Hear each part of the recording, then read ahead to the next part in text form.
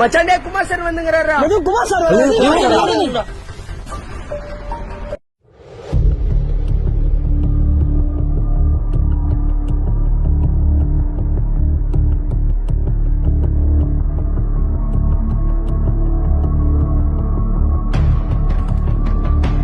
டேய் நில்றா, டேய் நில்றா, டேய் நில்றான்னு சொல்றேன்.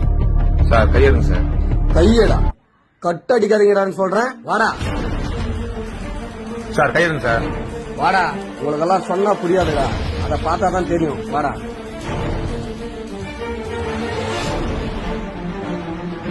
ஏறா வண்டியில, ஏறா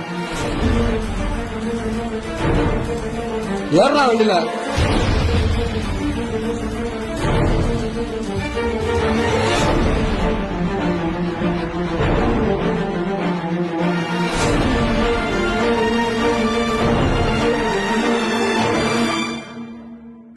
இறங்குடா.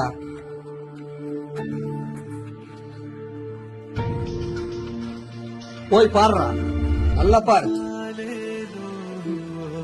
பாத்தியா, உங்க அப்பா தான் உனக்காக எவ்வளவு கஷ்டப்படுறாரு. பாத்தியா, யாருக்காக?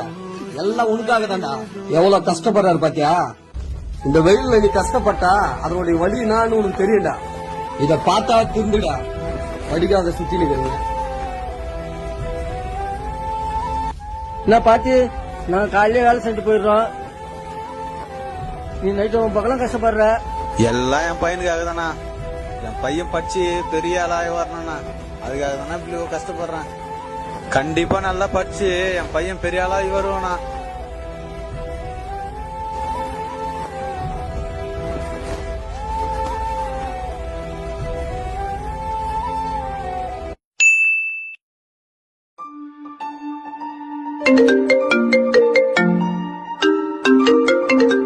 டேய் வச்சுட்டே இருங்கடா, போயிட்டு வந்துடுறேன்.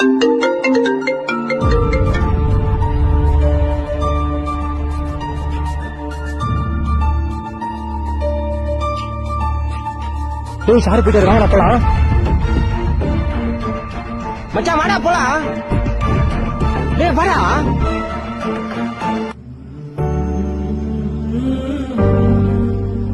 வாடா போலாம். நான் வரல மச்சான், நீங்க போயிட்டு வாங்கண்ணா. என்னடா இப்படி சொல்ற? இல்ல மச்சான், எனக்காக எங்க அப்பா எவ்வளவு கஷ்டப்படுறாரு தெரியுமா? எனக்கே நேத்து தானே தெரிஞ்சு. அந்த வெயில்ல எங்க அப்பா கல்லு தூக்கி கஷ்டப்பட்ட அந்த வலி நேத்து நான் அதை பார்த்து என் கண்ணே கலங்கிச்சுடா. நான் எங்கேயோ வரா மாதிரி இல்ல மச்சான், நீங்க போயிட்டு வாங்கண்ணா. இன்னொன்னு சொல்றேன், உங்க வீட்டுல அப்பா அம்மா இப்படிதான்டா கஷ்டப்படுவாங்க. அதை பார்த்து புரிஞ்சுக்கின்னு நீங்களும் நல்லா படிங்கடா. நான் இனிமேல் படி போறேன் மச்சான், என்னை விட்டுருங்கண்ணா. இதை பார்த்துட்டு இருக்க என்ன மாதிரி ஸ்டூடெண்ட்டுக்கு ஒன்று சொல்லிடுறேன். நம்மளை படிக்க வைக்க நம்ம அப்பா அம்மா எவ்வளவோ கஷ்டப்படுறாங்க. ஆனா அந்த கஷ்டத்தை நம்ம தெரிஞ்சுக்காம ஒரு விளையாட்டுத்தனமா இருக்கும். என்னைக்காச்சும் ஒரு நாள் உங்க அப்பா அம்மா கஷ்டப்படுற இடத்துக்கு போய் பாருங்க, அதோட வழி நான் உங்களுக்கு தெரியும்.